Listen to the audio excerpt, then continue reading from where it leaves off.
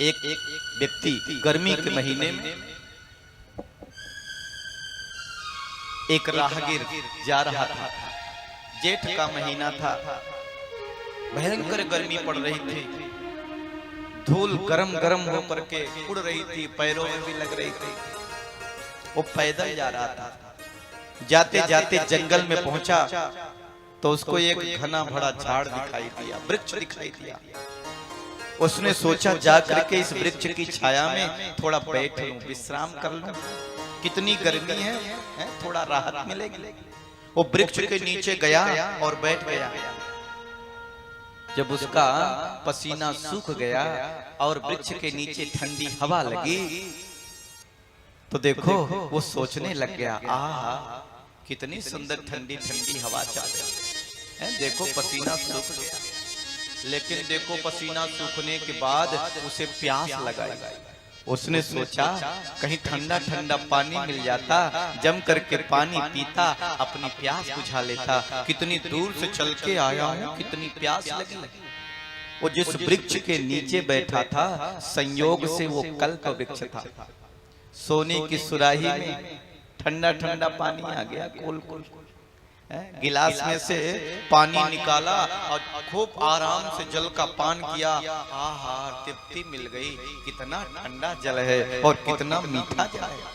फिर सोचे लगा, भगवान मैं कितनी दूर से चल के आया हूँ, कब से चल रहा हूँ, कितनी भूख लगी है, कहीं भोजन मिल जाता, जम करके भोजन करता, अपनी भूख मिटाता। जैसे ही कहा, अरे वो तो कल्प वृक्ष था। सोने की थाली में, चांदी की कटोरियों में फर्स्ट क्लास का 56 प्रकार का भोजन सज करके आ गया। छोला भटूरा, रसगुल्ला, जलेबी, इमरती, मिठाई, रबड़ी, हैं गिनाते जाओ कितने प्रकार का सामने थाली रख गई। जम के भोजन किया। फिर सोचने लगा, भगवान मैं कितना थक गया हूँ, क्योंकि कितनी दूर से चल के आया। कहीं बिस्तर मिल जाता, थोड़ा विश्राम कर लेता, आराम कर लेता। जैसे ही कहा, अरे वो तो कल्प वृक्ष था। डल्लब और चादर और तकिया के समेत बिस्तर आ गया, डल्लब के गद्दे आ गए। और जैसे करमट लेटा, विचार किया, अरे मेरे साथ इस जंगल में कैसा जादू हो रहा है, कहीं से जंगल में शेर ना आ जाए। और जैसे कहा शेर ना आ जाए, वैसे शेर खड़ा हो गया, क्योंकि वो तो कल्प वृक्ष है, जैसा सोचेगा वैसे ही होगा। अब तो डरने लग गया। उसने कहा ये शेर कहीं दहाड़ न दे, और जैसे कहा दहाड़ न दे, शेर ने जोर से दहाड़ लगा दी। अब तो थर थर थर थर कांपने लग गया। उसने कहा भगवान ये मुझे खा न जाए, और जैसे कहा खा न जाए, वैसे उसे खा गया और उसकी मृत्यु हो गई। कहने का प्राय, जब तक व्यक्ति वह अच्छा सोचता रहा, उसके जीवन में अच्छी घटनाएं घटती हुई चली गई।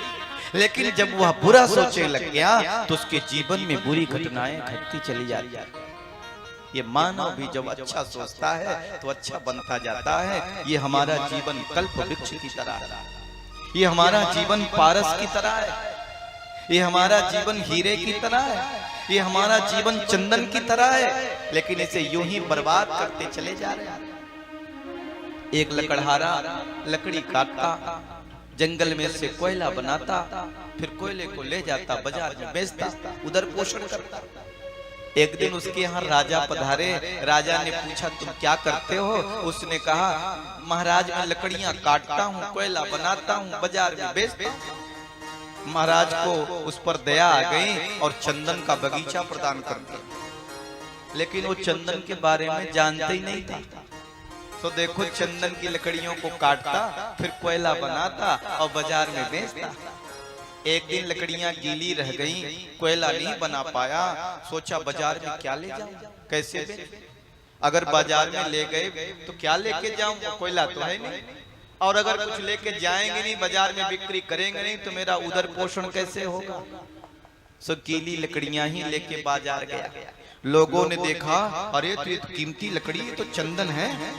अरे भैया क्या कीमत लोगे? जितनी कीमत मांगो हम इसकी कीमत प्रदान करेंगे, और लाओ और लाओ और लाओ। उसने कहा ये क्या है? बोले तो चंदन है। उसने कहा मैंने तो चंदन का बगीचा काट काट करके कोयला बना डाला, केवल एक ही वृक्ष बचा था। ये जीवन भी चंदन की तरह है, लेकिन व्यक्ति यूं ही काट काट करके कोयला बना रहा है, जला रहा है, बर्बाद कर दे रहा है।